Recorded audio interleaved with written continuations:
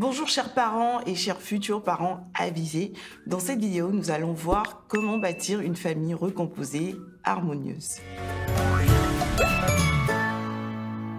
Je suis Eunice Telloro du blog éduquersonenfant.com et je suis là pour vous aider à réussir l'éducation de vos enfants. Vous savez déjà, vivre dans une famille standard, une famille normale, c'est pas forcément évident parce que il y a déjà le couple à gérer, les enfants à gérer et il y a forcément des frustrations, des incompréhensions. Seulement quand on est dans une famille recomposée, on est dans un cas de figure qui est beaucoup plus complexe, qui doit se gérer avec d'une certaine manière. Qu'est-ce qu'on entend par famille recomposée? On appelle une famille recomposée une famille dans laquelle l'un ou les deux conjoints arrivent avec un enfant issu d'une autre relation. Et donc, comme on parle d'enfants issus d'une autre relation, cela sous-entend qu'il y a eu séparation. Et toute séparation est douloureuse. Même les séparations qu'on a souhaitées, qu'on a voulu, toute séparation reste douloureuse. Donc, dans une famille recomposée, déjà, les deux parents ont subi quelque part un certain choc, un certain traumatisme émotionnel. Et ces deux parents ne sont pas forcément tout le temps, je dirais même dans beaucoup de cas, ces deux parents ne sont pas guéris émotionnellement. Donc on se retrouve à devoir gérer ses propres blessures, en fait, sa propre susceptibilité dans son couple. Et puis, on se retrouve soi-même avec un petit déséquilibre émotionnel à vivre avec des enfants biologiques et puis des enfants aussi qui ne sont pas les nôtres, qui sont ceux de notre conjoint. Vivre dans une famille recomposée, c'est assez challengeant. Pourquoi? Parce que dans certains cas, les enfants n'ont pas souhaité la relation des conjoints. Je prends par exemple le cas où le père s'est séparé de la mère de ses enfants et épouse une autre femme. Il se pourrait même que ses enfants aient prié contre ce mariage, qu'ils aient jeûné contre ce mariage parce qu'ils espèrent au fond d'eux que leur père revienne avec leur mère biologique. Ces enfants-là peuvent avoir l'impression de trahir leur mère biologique s'ils s'entendent bien avec leur belle-mère. Du coup, même si la belle-mère a un bon état d'esprit, qu'elle veut les adopter, qu'elle veut les traiter correctement, elle peut trouver en face d'eux des enfants qui n'ont pas du tout envie de sympathiser. Et quand on se retrouve aussi dans une famille recomposée, on n'est pas que deux à gérer la famille, parce que je prends le cas d'une famille dans laquelle le mari a peut-être 3 enfants de 3 mères différentes et puis la maman a un enfant d'un autre père. Pour prendre des décisions par rapport aux vacances ou à l'orientation scolaire, il faut consulter tous les parents biologiques et c'est plusieurs agendas, plusieurs calendriers à concilier et c'est pas du tout évident. Vous n'êtes pas que deux à prendre des décisions en fait pour votre famille. Vous êtes bien obligé d'impliquer les autres parents. Et il y a des cas où les parents qui sont séparés aussi se disputent la garde des enfants. Bien entendu, si l'autre parent de l'enfant est vivant, il faut qu'il voie son enfant. Donc, les enfants vont passer quelques temps dans la famille recomposée, avec le parent qui les élève, et puis ils auront aussi à passer du temps en vacances chez leurs autres parents. Seulement, entre ces deux maisons, ces deux foyers, il y a des échanges qui se produisent. Des fois, les enfants, quand ils reviennent ici, ils vont raconter, ils vont papoter, ils vont raconter tout ce qui s'est passé là, et créer des tensions en fait entre les deux familles. Et il y a des styles d'éducation qui sont différents. Dans une famille, on peut être très strict. Chez, par exemple, leur père biologique, les règles peuvent être assez strictes. Là où chez leur mère biologique, voilà, on est plus cool, quoi. Donc ces deux styles d'éducation ne sont pas faits pour faciliter les choses. Autre grosse frustration dans les familles recomposées, et ça concerne surtout les mamans, dans bien des cas, la belle-mère, voilà, a le sentiment que la mère biologique des enfants qu'elle élève est ingrate. Parce que cette mère biologique lui fait la guerre alors qu'elle consent beaucoup de sacrifices pour que leurs enfants se portent bien, pour prendre soin de ses enfants. Et puis elle s'efforce aussi de ne pas créer de différence entre les enfants de son mari et ses propres enfants.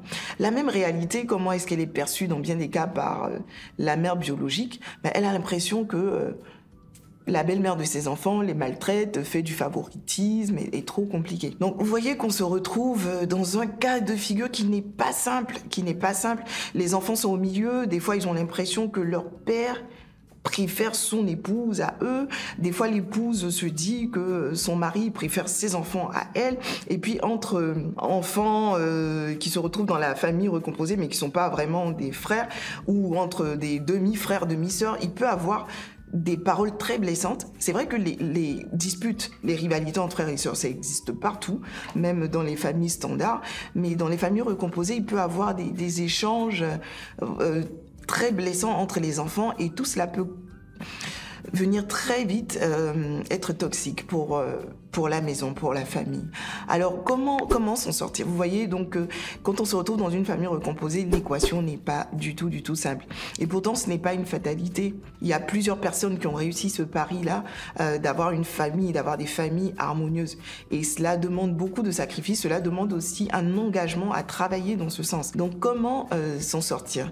Je vais vous partager quelques principes qu'il faut appliquer dans votre famille si vous voulez retrouver ou avoir une certaine harmonie. Premier principe, c'est que le couple est vraiment important. Le mariage, il est sacré. Et le couple passe avant les enfants.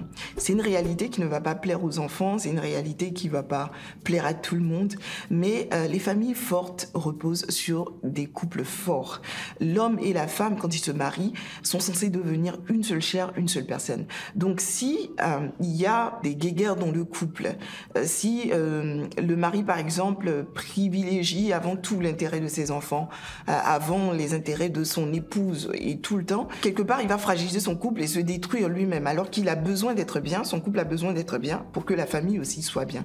Donc, il faut savoir que le couple passe avant les enfants. Vos enfants doivent le savoir et c'est un principe fondamental. Ensuite, deuxièmement, il faut s'armer d'une bonne dose d'amour, mais une très très bonne dose d'amour, une bonne dose de patience aussi et de persévérance envers vos enfants non biologiques. Parce que, comme je le disais au départ, peut-être que ces enfants n'ont même pas souhaité votre union.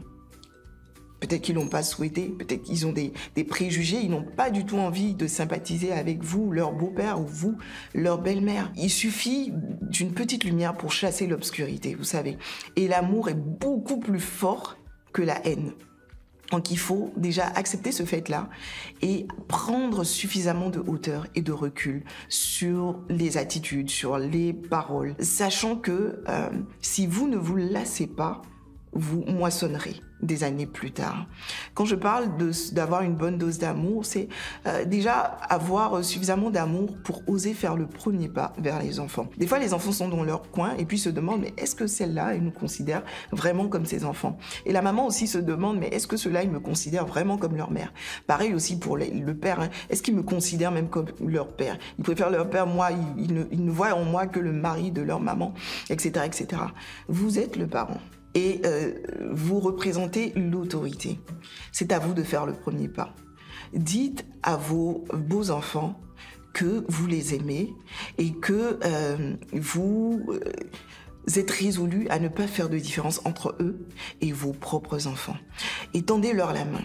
Tendez-leur la main, parlez leur langage d'amour, prenez-les, décidez dans votre cœur de les adopter comme vos propres enfants. Vous savez, quand on considère ses propres enfants, quand on regarde nos propres enfants, ils peuvent parfois avoir des conduites qu'on n'apprécie pas, hein. Mais parce que ce sont nos enfants biologiques, mais on leur passe beaucoup de choses. Mais des fois, quand ce sont pas nos enfants biologiques, on a tendance à se dire il fait ça parce que il se dit que je suis pas sa mère, de toute manière, il m'aime pas, ça sert à rien, etc., etc. Non, il faut les prendre comme vos enfants. Et un enfant reste un enfant. Un enfant n'a pas la maturité d'un adulte. C'est normal qu'un enfant ait des écarts de conduite. C'est normal qu'un enfant fasse des gaffes. Un enfant qui fait pas de gaffes, il a un petit souci. Certes, après, faut pas que la gaffe devienne la norme, mais c'est normal. Tous les enfants font des gaffes et vous-même, vous en avez fait lorsque vous étiez enfant. Donc, il faut prendre avec suffisamment de hauteur. Vous savez, dans les familles normales, entre des frères et des sœurs, l'injustice passe mal. Mais le seuil de tolérance de l'injustice est beaucoup plus bas dans les familles recomposées. Dans les familles recomposées, il faut vraiment faire attention à être juste envers tous les enfants. Et c'est mieux que ce soit le parent biologique, en fait, qui interpelle ses enfants, qui les recadre plutôt que l'autre parent. En tout cas, si vous êtes au début de la relation, l'autre parent doit veiller à remplir suffisamment le réservoir affectif de ses beaux enfants pour que ceux-ci acceptent plus facilement d'être repris par lui. Sinon, ça peut être très mal interprété très vite. Donc, autant que faire se peut, en tout cas dans les débuts de la relation, il vaut mieux laisser le soin aux parents biologiques de discipliner son enfant. Tous les enfants de la famille doivent être considérés comme les enfants du couple. Il n'y a pas ton enfant, il n'y a pas mon enfant. Faut pas dire à votre épouse, oh, tu as entendu ce que ton enfant m'a dit, tu as vu ce que ton fils m'a dit, tu as vu ce que ta fille m'a dit. Parce que quand vous utilisez ton fils, ta fille, quelque part vous êtes en train de lui dire que ce fils, cette fille n'est pas votre enfant. Et donc vous êtes en train de dire que voilà, vous faites une différence entre cet enfant et vos enfants biologiques. Non, c'est notre enfant. Donc si vous êtes tenté de dire tu as vu ce que ton fils a fait, dites plutôt tu as vu ce que mon fils a fait ou ce que notre fils a fait. En le faisant, vous allez plutôt consolider les liens de votre famille. Et puis une erreur à ne pas commettre, si les parents biologiques des enfants sont en vie, il ne faut pas chercher à se substituer au père ou à la mère de l'enfant. Si le père ou la mère est en vie et essaie d'avoir des relations normales avec son enfant, non, il faut laisser l'enfant avoir sa relation avec son père et sa mère, c'est important. C'est important pour son équilibre émotionnel et c'est tout à fait normal. Il ne faut pas obliger les enfants à vous appeler papa ou maman. Il faut laisser cela venir tout naturellement. Certes, vous pouvez les inciter, mais il ne faut pas les obliger à le faire et à vous adopter au détriment de leurs propres parents. Parce que si vous le faites aussi, l'autre parent va vous combattre. Et quand je dis que le couple passe avant les enfants, cela sous-entend qu'il faut travailler à se couvrir mutuellement. Il faut éviter de se désavouer devant les enfants. Il faut éviter les disputes devant les enfants. Il faut autant que faire se peut essayez de régler vos conflits, de traiter vos points de divergence en privé. Sinon, les enfants vont percevoir cette faille-là et puis ils vont l'utiliser pour mieux vous diviser, pour mieux régner. Et quelle que soit l'intensité des tensions que vos enfants peuvent avoir avec votre conjoint, il ne faut jamais permettre à vos enfants de manquer de respect à votre épouse ou à votre époux. Ne jamais le permettre. Pourquoi ? Parce que l'autorité, c'est important. Et c'est important que les enfants puissent respecter leurs parents en tant qu'autorité. C'est la base en fait pour bien se conduire en société. Enfin, un dernier conseil, baissez vos attentes. Baissez vos attentes vis-à-vis de votre conjoint, baissez le niveau de vos attentes vis-à-vis de vos enfants. Il se pourrait que vous fassiez beaucoup, que vous donniez beaucoup sans avoir de reconnaissance maintenant, mais il ne faut jamais se lasser de faire du bien, il faut continuer, il faut persévérer, sachant que vous aurez votre rémunération d'une manière ou d'une autre, peut-être pas de vos enfants, mais le Seigneur saura vous le rendre en temps opportun. Enfin, voilà une idée aussi que vous pourrez appliquer, pourquoi pas au début de la relation, si vous êtes en train de constituer une famille recomposée, vous pouvez, vous les deux parents, appelez vos enfants ou entrevoir la démarche soit en one-on-one ou bien faire même une réunion familiale, pourquoi pas, pour expliquer que vous souhaitez avoir une famille harmonieuse. L'amour, c'est une valeur qui est vraiment fondamentale pour vous, que vous souhaitez autant que faire se peut qu'il règne la paix et l'harmonie. Si vous êtes le beau père, vous pouvez avoir des temps d'échange en one-on-one, c'est-à-dire individuel avec vos beaux enfants, et leur dire que vous les aimez et que vous les considérez comme vos propres enfants,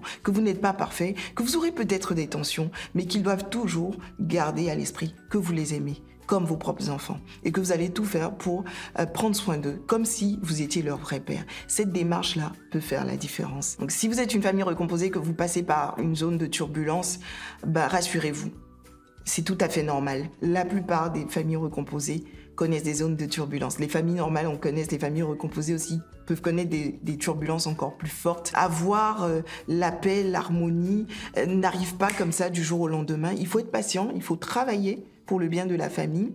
Certains experts disent qu'il faut 5 ans pour atteindre une situation harmonieuse. Peut-être que vous, cela vous prendra un peu moins de temps. Peut-être que vous, cela vous prendra un peu plus de temps. On n'en sait rien. Mais ne baissez pas les bras. Persévérez, soyez engagés pour avoir une famille équilibrée. Ce sera tout pour aujourd'hui. Si vous avez aimé cette vidéo, n'hésitez pas à la liker, à la partager et à vous abonner à ma page. À très bientôt.